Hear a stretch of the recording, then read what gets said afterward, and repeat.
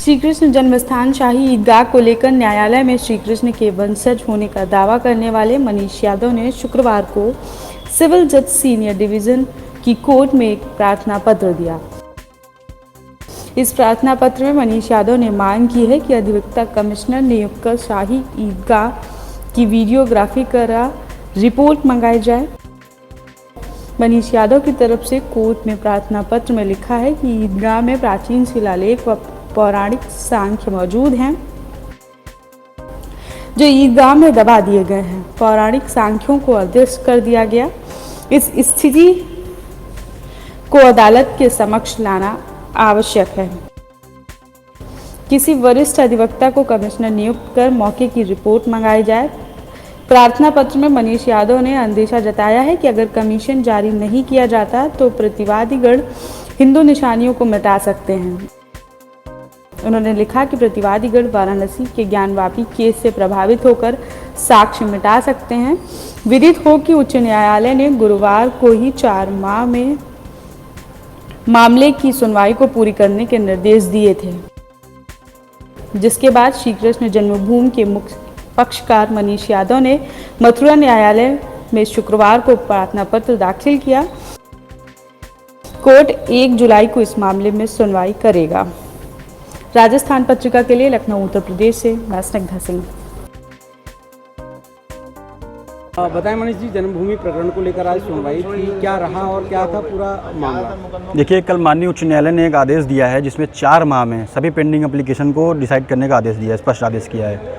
उसके बाद आज हम लोगों ने मॉर्निंग कोर्ट का चूँकि प्रावधान है यहाँ, सुबह हम लोगों ने 8 बजे एक एप्लीकेशन मूव की थी जिसमें कहा गया है कि जो तथाकथित ईदगाह परिसर है, जो विवादित ढांचा है, उसमें जो हम लोगों के अभिलेख हिंदू धर्म के और जो मूर्तियाँ हैं उनको तोड़ा जा रहा है और उनको ध्वस्त किया जा रहा है। चूँकि ये लोग ज्ञानव्यापी में जो मामला चल रहा है वहाँ से प्रभावित हैं और यहाँ के दस्तावेजों और अभिलेखों को साक्ष्य मिटाए जा रहे हैं। इसलिए एक अधिवक्ता कमिश्नर नियुक्त किया जाए जो वहाँ वीडियोग्राफी के माध्यम से सर्वे करें और वादी प्रतिवादी दोनों वहाँ उपस्थित रहें, सभी के सामने सर्वे, और वहाँ का जो असली सच है वो जनता के सामने आना चाहिए। क्योंकि वहाँ साक्ष्य मिटाए जा रहे हैं, इस पर तत्काल रोक लगे। एक एप्लीकेशन इसकी मूव की है। दूसरी, अधिवक्ता कमिश्नर वहाँ नियुक्त किया जाए जल्द से जल्द, इसकी एप्लीकेशन दी हमने, जो माननीय न्यायालय द्वारा स्वीकार कर ली गई है। आने वाली 1 जुलाई को इस पर सुनवाई होगी। आपने जो याचिका दायर कराई थी वो कब कराई थी? ये 15 दिसंबर 2020 को दाखिल हुई थी, जो मार्च 2021 में स्वीकार की गई थी। मांग क्या है आपकी? मांग उसमें है जो भगवान श्री कृष्ण जन्मभूमि की 13.37 एकड़ ज़मीन है, जिसमें लगभग 1.25 एकड़ में जो अवैध रूप से अतिक्रमण कब्जा है, वो ज़मीन खाली करा करके जन्मभूमि को वापस की जाए। देखिए, हमारा ये कहना है कि हमने सबसे पहले एप्लीकेशन कमीशन नियुक्त करने के लिए 24/2/2021 को लगाई थी और हमारा माननीय न्यायालय से अनुरोध था कि वहाँ पर कमीशन भेजा जाए, एडवोकेट कमीशन भेजे या न्यायालय जिसको उपयुक्त समझे उसे भेजे, क्योंकि वहाँ के क्षेत्र की पूरे की वीडियोग्राफी होनी आवश्यक है, फोटोग्राफी होनी आवश्यक है और जो वहाँ फैक्ट्स हैं जो संज्ञान में आया है कि उन्हें वहाँ से रिमूव किया जा रहा है, तो उसी को लेकर के पूरी डायमेंशन वहाँ की हो जाए, नाप तोल हो जाए और वहाँ की पूरी रिपोर्ट माननीय न्यायालय में दाखिल हो जाए। फिर हमने ये लंबे समय से हमारी मांग रही, लेकिन पुलिस ऑफ वर्ड्स एक्ट के कारण उसकी सुनवाई नहीं हो पा रही थी, तो फिर हमने एक दोबारा प्रार्थना पत्र 9/5/2022 को दिया और हमने न्यायालय से अनुरोध किया कि इसमें सभी तथ्य हैं जो मस्जिद परिसर के, क्योंकि वहाँ शंख बने हैं, शेषनाग बने हैं, चक्र बने हैं, कमल के फूल हैं, ओम हैं, स्वास्तिक हैं, तो उनको प्रतिवादी गणों के द्वारा मिटाया जा रहा है, हटाया जा रहा है। अगर वो सब वहाँ से हट जाएंगे तो प्रॉपर्टी का character of the property change हो जाएगा, यानी प्रॉपर्टी का नेचर ही चेंज हो जाएगा, तो एविडेंसेस खत्म हो जाएंगी और जब एविडेंसेस खत्म हो जाएंगी तो फिर केस का औचित्य क्या रह जाएगा और वहाँ से कोर्ट कमिश्नर जाएंगे तो वो क्या प्रोड्यूस करेंगे। तो हम चाहते हैं, क्योंकि वो मंदिर है भगवान का, असली गर्भ वही है, तो हम चाहते हैं कि कमिश्नर वहाँ जाए और जो एक्चुअल फैक्ट्स हैं उन सबको दर्ज करके वहाँ से लाए, वीडियोग्राफी कराएं, फोटोग्राफी कराएं, तो इसके से पूरी स्थिति क्लियर हो जाएगी। और उन लोगों को क्या दिक्कत होती है इसमें, अगर असली बात है कि वहाँ सब चीज़ें हैं, अगर इस्लाम पक्ष के पीछे नहीं तो उनको भी वो दर्ज करेंगे, तो इसमें किसी तरह की कोई दिक्कत नहीं होनी चाहिए उनको। और इसी को लेकर के आज हमने एक एप्लीकेशन दी है पुनः, और हम चाहते हैं कि इन एप्लीकेशन का जो सर्वे एप्लीकेशन है कमीशन वहाँ भेजा जाए। इसी को लेकर के आज माननीय न्यायालय हमने एप्लीकेशन दी है और हमारा ये कहना है कि वह अविलंब जाना चाहिए कमीशन, क्योंकि 2023 दिसंबर 2020 को ये केस दाखिल हुआ था और CPC की प्रोसीडिंग के हिसाब से प्रत्येक सिविल केस में तुरंत ही कमीशन जाता है, वहाँ की वस्तु स्थिति है, तथ्य हैं, उन सबको नोट करके लाता है। कोर्ट में क्या कहा है? तो कोर्ट में हम लोगों ने बहस की है। बहस करने के बाद इन सभी तथ्यों को माननीय न्यायालय के समक्ष रखा है और न्यायालय ने अभी सभी पत्रावलियों को, जो हमारी भी हैं, अन्य की भी हैं, सबको रिजर्व कर लिया है। अभी कोई ऑर्डर इसमें नहीं आया है। वादी की आदत रही है कि नियत दिनांक से पूर्व एन कैन प्रकरण किसी न किसी रूप में प्रार्थना पत्र देकर वो न्यायालय की कार्रवाई को बाधित करते चले आ रहे हैं। हमेशा वो उस कार्रवाई को टालते रहे हैं।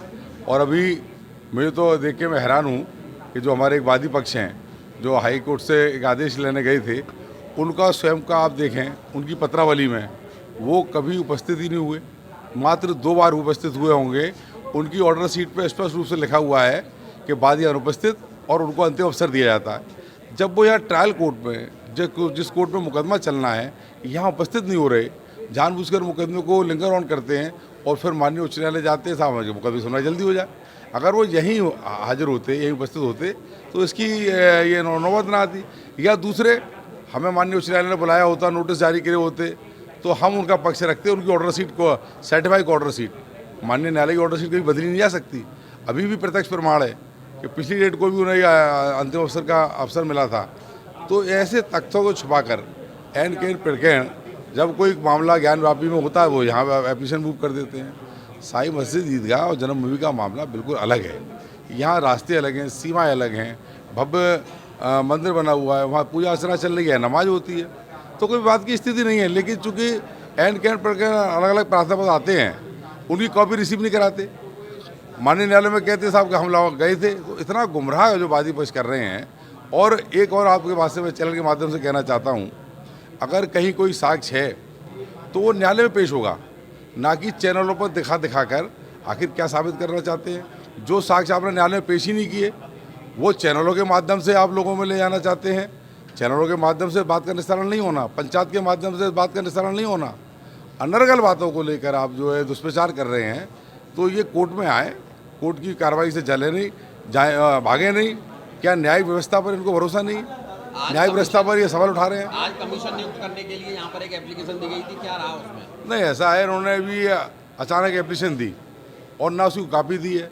वो कॉपी लेकर उसको हम जो है उसमें आपत्ति दर्ज करेंगे अपनी।